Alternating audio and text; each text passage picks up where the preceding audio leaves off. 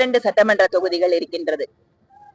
ஆனாலும் கூட குறிப்பாக ஒரு இடத்தில் அல்லது ஒரு சில பகுதிகளில் மட்டும் அவர்கள் குவிந்திராமல் தமிழகம் முழுவதுமே கிட்டத்தட்ட 43 இடங்களில் 37 சமுதாயத்தை சார்ந்த பழங்குடி மக்கள் தமிழகத்தில் வாழ்ந்து வருகிறார்கள். அவர்களுக்கான அடிப்படை வசதிகள், கழிப்பிடம், கேஸ் கனெக்ஷன், வங்கி கணக்கு உள்ளிட்ட பல வசதிகள் பிரதமர் நரேந்திர மோடி அவர்கள் ஆட்சிக்கு பின்பாகத்தான் அவர்களுக்கு கிடைத்திருக்கிறது. அது மட்டுமில்லாமல் பழங்குடி மக்களுக்காக அவர்கள் காடுகளில் இருந்து எடுக்கக்கூடிய பொருட்களுக்கான சந்தைப்படுத்துதலை கூட மத்திய அரசாங்கம் தான் ஏற்பாடு செய்து கொடுத்திருக்கிறது. இவ்வாறு பழங்குடி மக்களுடைய மேன்மைக்காக, அவர்களுடைய வளர்ச்சிக்காக உழைத்துக் கொண்டிருப்பது பாரதிய ஜனதா கட்சியும் பிரதமர் மோடி அவர்களும்.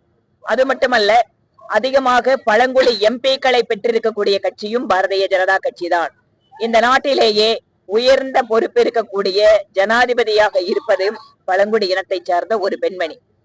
இந்த வகையிலே அதிகாரத்தை பழங்குடி மக்களுக்கு வழங்கக்கூடிய பாரதிய ஜனதா கட்சியினுடைய மாநில மாநாட்டிலே இன்று ஆயிரக்கணக்கான பழங்குடி மக்கள் கலந்து கொண்டிருப்பது எங்களுக்கு மகிழ்ச்சி அளிக்கிறது. தேசிய ஜனநாயக கூட்டணிக்கு முழுமையாக பழங்குடி மக்களுடைய ஆதரவு கிடைக்கும். அது மட்டுமல்ல, இருளர் சமுதாயத்தை சார்ந்த பாம்பு பிடிக்கக்கூடிய அவர்களுக்கு பத்மஸ்ரீ விருது வழங்கியது மட்டுமல்ல, இதோ கடந்த வாரம் அறிவித்த பத்மஸ்ரீ விருதுகளில் குறும்ப சமுதாயத்தை சார்ந்த மறைந்த ஓவியருக்கு பத்மஸ்ரீ வழங்கப்பட்டிருக்கிறது. தமிழகத்திலே இதுவரை கண்டுகொள்ளப்படாத பழங்குடி இனம் இப்போது பிரதமர் மோடி அவர்களால் கண்டுகொள்ளப்படுகிறது. அதற்கு அங்கீகாரம் கொடுக்கப்படுகிறது. அவருக்கு நன்றி தெரிவிக்கின்ற தீர்மானத்தையும் இங்கு அவர்கள் கொடுத்திருக்கிறார்கள். பழங்குடி மக்களுக்கு இருக்கின்ற பிரச்சனைகளுக்கு, அவர்களுக்கு இன்னும் தேவைப்படக்கூடிய உதவிகளுக்கெல்லாம் குரல் கொடுப்பதற்காக பாரதிய ஜனதா கட்சி எப்போதும் இருக்கும்.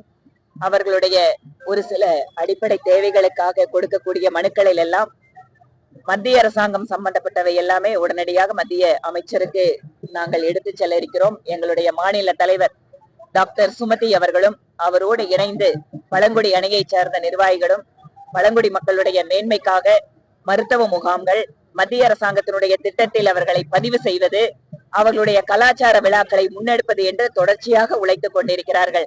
அவர்களுக்கும் இந்த நேரத்தில் எங்களுடைய பாராட்டுகளை தெரிவித்துக் கொள்கிறோம். இன்று மத்திய நிதியமைச்சர் திருமதி நிர்மலா சீதாராமன் அவர்கள் 9வது முறையாக பட்ஜெட்டை தாக்கல் செய்திருக்கிறார். அனைவருக்குமான, அனைவருடைய வளர்ச்சிக்கான பட்ஜெட் இது. என்னென்னவெல்லாம் பாரதிய ஜனதா கட்சியும் பிரதமர் மோடி அவர்களும் மக்களுக்கு வாக்குறுதி கொடுத்திருக்கிறார்களோ அந்த வாக்குறுதிகளை எல்லாம் ஒவ்வொன்றாக நிறைவேற்றிக் கொண்டு வருகிறது பாரதிய ஜனதா கட்சி அரசு.